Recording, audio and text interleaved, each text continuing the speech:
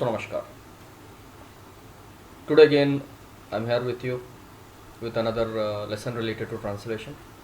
आज के इस वीडियो में हम एक बहुत ही अच्छे टॉपिक से जुड़े हुए एक छोटे से लेख, जिसको आप लघु लेख कह सकते हैं, उसके ट्रांसलेशन की कोशिश करेंगे और इसके माध्यम से देखेंगे कि किस प्रकार के शब्दों के लिए इंग्लिश में किस तरीके के टर्म्स यूज़ किए जाते हैं और किस प्रकार के सेंटेंसेस होते हैं जिन्हें पर्टिकुलर तरीके से इंग्लिश में ट्रांसलेट किया जाता है या किया जा सकता है। चलिए प्रारंभ करते हैं।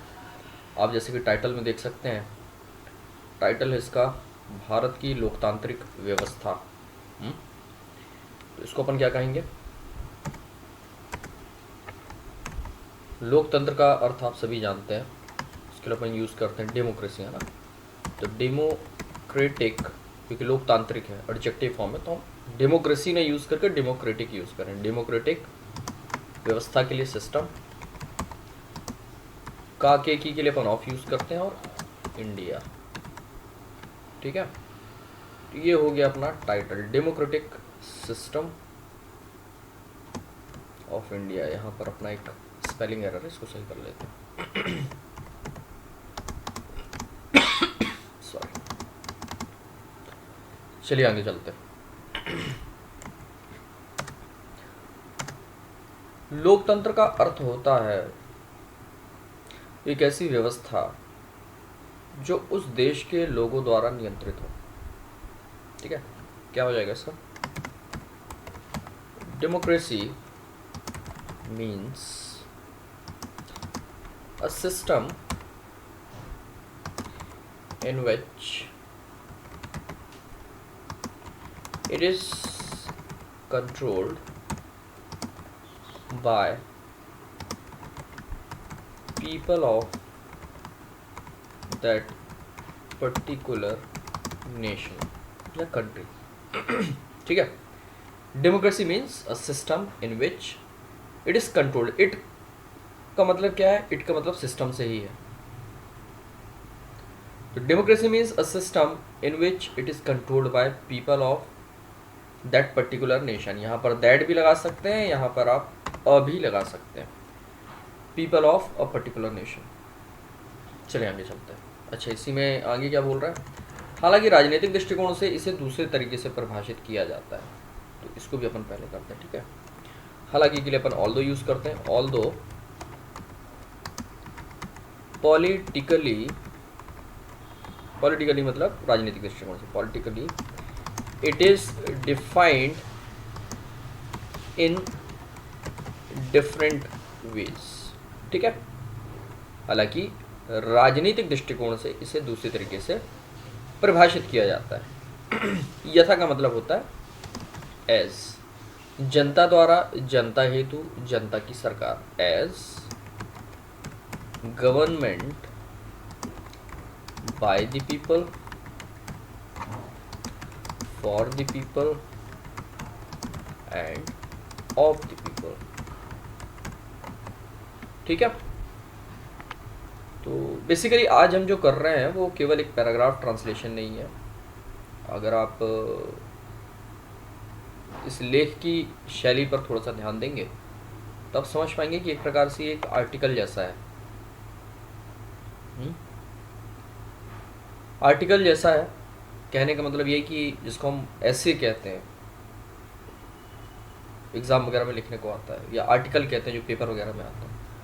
तो उस तरीके की चीज़ है, किसी एक विषय विशेष पर एक लेख लिखा हुआ है और हम उसको ट्रांसलेट करने का प्रयास कर रहे हैं, है ना। तो ये पहले के पैराग्राफ ट्रांसलेशन से थोड़ी सी अलग है। इसमें हमें थोड़ी सी राइटिंग स्टाइल फॉर्मल करके चलनी पड़ेगी, और इसलिए आप देख सकते हैं कि इसमें प्राय जो सेंटेंसेस हैं वो दूसरे तरीके से यूज हो रहा है। Although politically it is defined in different ways as, इसको दो कर देते हैं, यहाँ पे ग्रामेटिकल एरर नहीं दिखाएगी, ऑल्दो में दिखा रहा है। देखा, though politically it is defined in different ways as government by the people, for the people and of the people. चलिए आगे चलते हैं। आगे कहता है ये पैराग्राफ, भारत में स्थापित लोकतांत्रिक राजनीतिक व्यवस्था से तात्पर्य यह है कि यहाँ सरकार का चयन जनता द्वारा ही किया जाता है। ठीक है, तो इसको अपने को पकड़ना है। भारत में स्थापित लोकतांत्रिक राजनीतिक व्यवस्था, तो लोकतांत्रिक राजनीतिक व्यवस्था यहाँ से अपन करेंगे। ट्रांसलेशन बस यही देखना होता है, सेंटेंस उठाना कहाँ से अपने को। डेमोक्रेटिक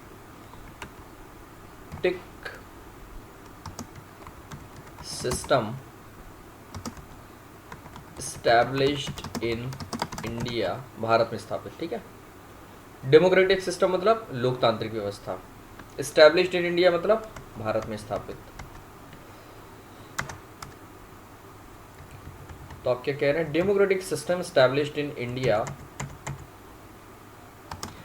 एक्चुअली means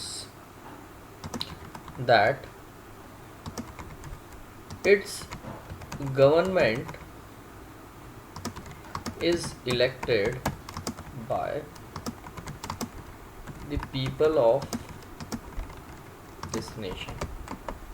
यही बोल रहा था ना। तात्पर्य यह है कि यहाँ सरकार का चयन जनता के द्वारा ही किया जाता है, वही चीज़ अपन बोल रहे हैं। Actually means that it's government is elected by the people of this nation. आगे कहने का तात्पर्य यह है कि यहाँ वही व्यक्ति या दल सत्ता हासिल करता है जिसे जनता का बहुमत प्राप्त हो। कहने का तात्पर्य यह है, it means that in this country or system only that person or party gets power which gets the majority of votes। ठीक है, बहुमत का मतलब होता है मेजॉरिटी ऑफ वोट्स। इस प्रणाली के अंतर्गत ही भारत में हर 5 वर्ष में चुनाव होते हैं। Under this system only elections are held in India every 5 years। इसको आप और कर सकते थे, इंटरवल भी डाल सकते हैं इसमें। Elections are held in India after the interval of every 5 years। ठीक है, तो एक ही बात को आप अलग अलग तरीके से कह सकते हैं। एक मौलिक स्वतंत्रता होती है कि हम अपने विचारों को, अपने भाव को किस तरीके से व्यक्त करें। जो सबसे महत्वपूर्ण बात होती है जिसके साथ कॉम्प्रोमाइज़ नहीं की जा सकती है वो है ग्रामेटिकल एक्यूरेसी, और दूसरी बात जो कहने का तात्पर्य है, जो भाव है। इन दो चीज़ों में किसी प्रकार का परिवर्तन या समझौता संभव नहीं होता है। जहाँ तक शैली का सवाल है, स्टाइल का सवाल है, author has always liberty to express his और हर थॉट्स और emotions in his own way. ठीक है, चलिए आगे चलते हैं। ताकि जनता पूर्व में चयनित सरकार के कार्यों के आधार पर यह सुनिश्चित कर सके कि उन्हें वही सरकार सत्ता में वापस चाहिए अथवा वे उसके कार्यों से असंतुष्ट हो सरकार बदलना चाहते हैं। देखिए, थोड़ी सी कॉम्प्लेक्स सेंटेंस हो गया। जैसे मैंने कहा कि ये हम केवल छोटे छोटे पैराग्राफ ट्रांसलेट नहीं कर रहे हैं, बल्कि एक लेख, लघु लेख को हम ट्रांसलेट कर रहे हैं, which is certainly a little difficult than ordinary paragraphs, layman's paragraph, but that's it। I mean, if we don't have command over basic sentences, if we don't have enough practice, it's better we return and get command over those sentences, those kind of paragraphs, and then we are back to this kind of articles translation exercise। all right, चलिए start करते हैं। तो क्या बोल रहा है? Under this system only elections are held in India after the interval of every 5 years। ठीक है, फिर उसे बोला ताकि। ताकि के लिए अपन क्या यूज करते हैं? सो दैट जनता पूर्व में चयनित सरकार के कार्यों के आधार पर, so that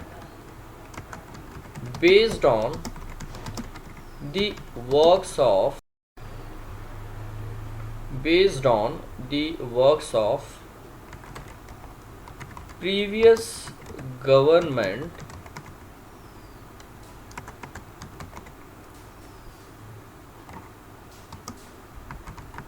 people of the nation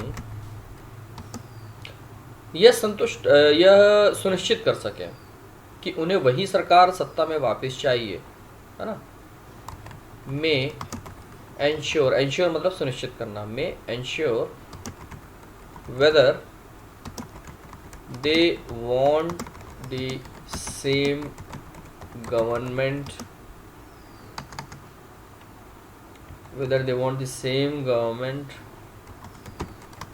back to power, और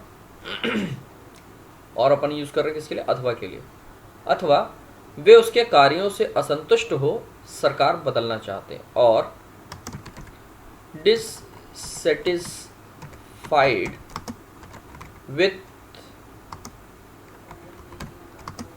the works of previous government they want to change it. ठीक है, तो ये आपको ध्यान रखना है कि एक एक शब्द जो अर्थ वो प्रकट कर रहा है उसके आधार पर ही हम आगे धीरे धीरे बढ़ें। एक साथ पूरी चीज़ें ट्रांसलेट करने की ज़रूरत नहीं है। सेंटेंस को ध्यान से समझना है, पढ़ना है, उसमें देखना है कि स्टार्ट कहाँ से होगा, उस चीज़ को पकड़ना है और फिर आगे चलना है। जल्दबाजी में जो चीज़ें होती कई बार बिगड़ जाती हैं। चलिए आगे की तरफ चलते हैं। हालांकि इस व्यवस्था में कुछ खामियां भी हैं, तो मैं इस वीडियो को भी बहुत ज़्यादा एक्सटेंड नहीं करना चाहता हूं। मैं जहाँ तक मैंने आपको बताया है इस वीडियो में, इसको मैं यहीं तक रखना चाहता हूं। इसको आप पहले ध्यान से पढ़ें, समझें। लेख तो वैसे ही बड़े होते हैं, तो एक बार में उनको ट्रांसलेट करना एटलीस्ट इस वीडियो में बहुत आपके लिए बोरिंग और शायद समझने में भी दिक्कत हो जाएगी। तो इस वीडियो में इसको इतना ही करता हूँ। अगले वीडियो जो मेरा आएगा उसमें मैं इसके आगे के 2 पैराग्राफ जो इसी लेख से संबंधित है इनको ट्रांसलेट करूँगा, जैसा कि आप देख सकते हैं। फिलहाल के लिए इतना ही। आप वीडियो को लाइक करें, शेयर करें और भी लोगों के साथ, और चैनल पे नए हैं तो चैनल को सब्सक्राइब करना ना भूलें। दोस्तों, मेरा एक और निवेदन है कि ये बहुत आसान होता है यूट्यूब स्टैटिस्टिक्स में जाकर देखना कि भाई डिटेल्स क्या हैं, those who are watching our videos, और I am very disappointed to see that large number of people who are watching my videos are those who have not subscribed this channel. So this is my request to them, that if you really find them useful, what's wrong in supporting us, what's wrong in encouraging us, what's wrong in motivating us to work harder and more meaningfully. So with that note, I would like to bring an end to this class, expecting that you found it useful, interesting. So take care, bye bye, see you very soon. Namaskar.